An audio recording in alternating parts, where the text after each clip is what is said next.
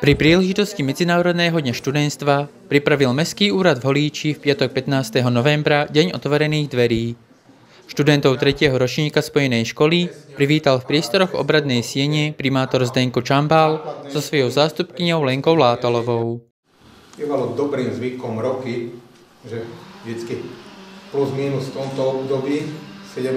november, kedy my, keď sme mali vaše roky, sme mali deň študentstva, dneska je to aj deň študentstva, ale hlavne deň boja za slobodu a demokraciu, že sme mali vždy deň otvorených dverí pre študentov z bývalej PTŠky, potom aj toho učilišťa, hlavne tie maturitné ročníky, aby ste v rámci tej občianskej náuky sa aj dozvedeli, čo to o tej verejnej správe, lebo tá je bezprostredne najbližšia k občanovi, či už bývate v mestách alebo obciach, na úrovni obecných alebo mestských úradov.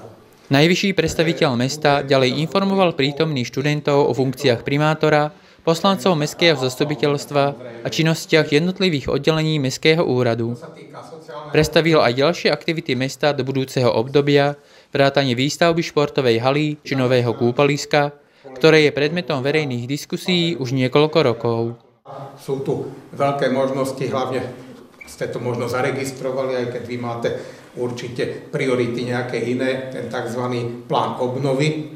Takže tam sa našli zdroje vo výške skoro 4 miliónov eur a keď sa pozriete na zámok, tak po pravej strane za tou ochranou vodnou priekopou je zanedbaný areál, kedy si tam bola píla, povotvár.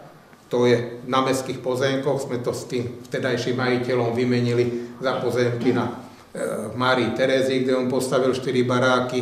To je dneska naše, je to vo výmere pomaly 2 hektáre a tam sa ide robiť veľký biotop.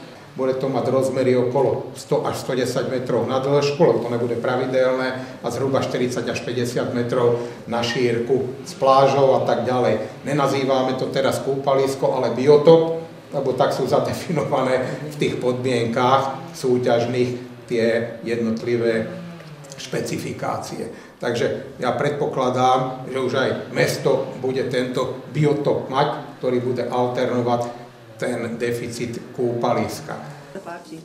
Po stretnutí s primátorom a zástupkyňou absolvovali študenti ešte prehliadky ostatných priestorov úradu. Aj takýmto spôsobom mohli počas dňa otvorených dverí budúci maturanti bezprostredne nahliadnúť do činnosti miestnej samosprávy a získať lepšie poznatky o fungovaní tejto významnej mestskej inštitúcie.